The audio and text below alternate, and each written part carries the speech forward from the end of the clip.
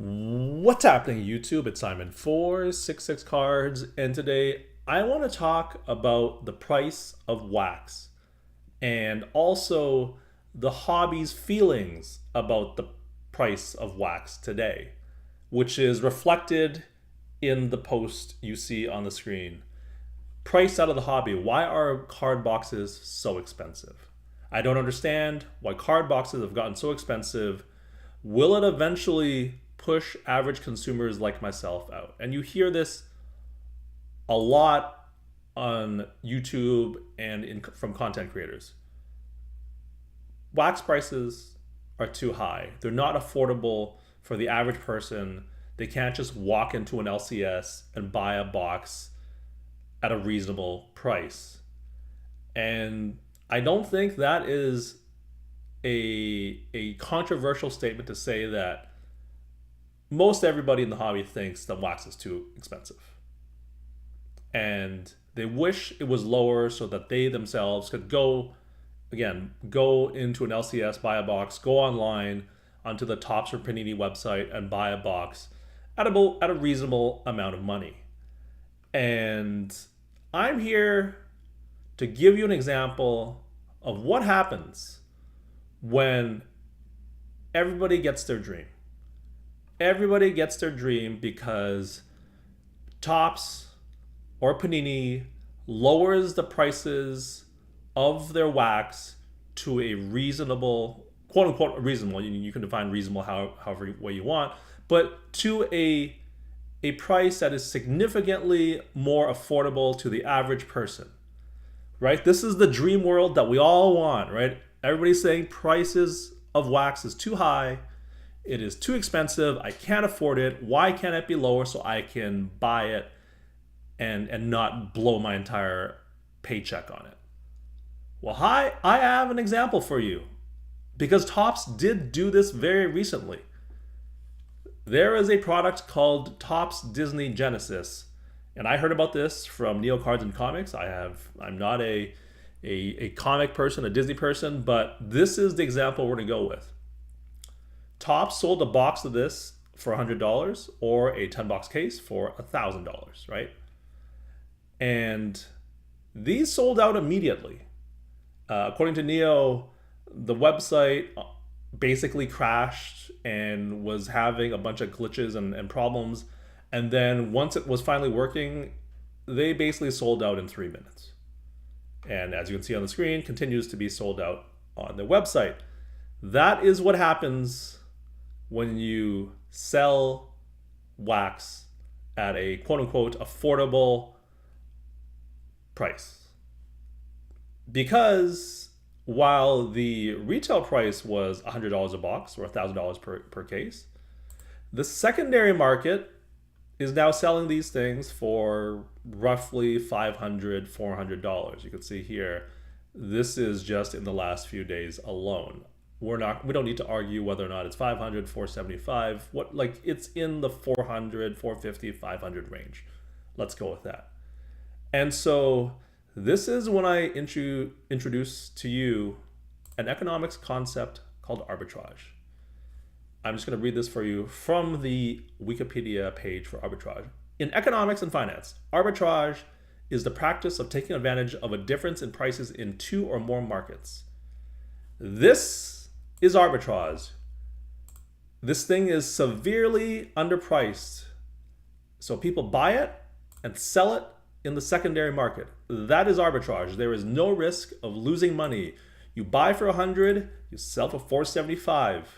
So if people get their hopes and dreams fulfilled, the genie in the bottle has granted you your wish. Panini, Topps, Upper Deck, they have listened to the people. They have lowered their prices significantly. A Topps Cosmic Chrome box here, instead of being $420, it is $125. Well, guess what happens?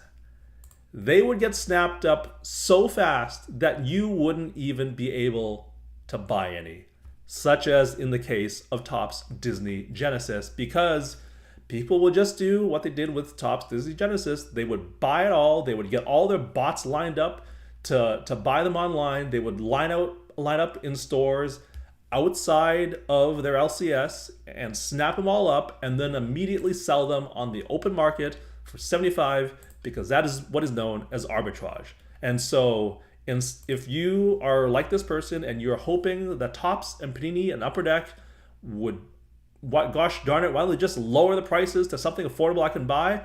Well, if they did that, then all of your wax flippers would just buy them and then sell them to you on eBay for $475 instead of you going to the Topps website and buying them for $440. That's what would happen if people got their dreams fulfilled and wax prices came crashing down from the manufacturers. People would just snap it up and resell them on the secondary market. That's exactly what happened during the pandemic bubble. And that's exactly what happened here. People buy it and then resell it. And so if you are Topps or Panini or Upper Deck, why would you ever do that when you know that the actual fair value is somewhere in the $400 and $500 range? You should just sell this for $400, $420, $450 and get all of that profit for yourself. Why would you let a wax flipper take that profit from you? And that is why wax prices are so expensive. It's because it's just reflecting the secondary market value. This is what the market has dictated is the price. It is some ungodly number that is not affordable for a large group of people.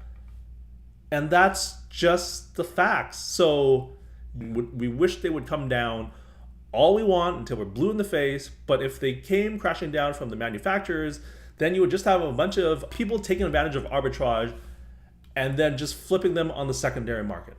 So this fantasy world where card boxes, where wax is more affordable, is just that. It is a fantasy world, because if that was possible, then you would just have to buy the boxes on the secondary market for the exact same price, or roughly in the ballpark.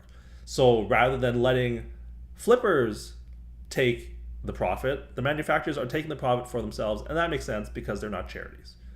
And so that is the point of this video, is to say, we can wish for this all we want, but even if we got this, it still wouldn't help, because unless you are one of the lucky few that are in on the draw or at the LCS when they go on sale on release day, you're still not getting them. You're still gonna have to buy it on the secondary market because of arbitrage and the fact that flippers will just buy them out. Now you might be saying, Simon, you've also made videos in the past about the ROI of opening and ripping wax being extremely low. And to that I say, I sure did, because that's also true. Because those are two completely different things.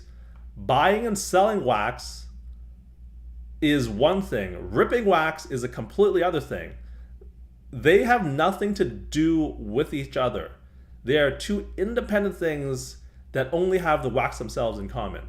So it is entirely possible for the current prices of wax being the market price, but it's also still a bad idea to rip wax because the ROI is absolutely horrendous. Those are two different things. And I just want to make that clear if you've seen those videos in the past and are not sure of the difference there. That's it. Would love to hear your thoughts down in the comment section below. Thank you, as always, for listening and watching. I'll talk to you all soon. Cheers.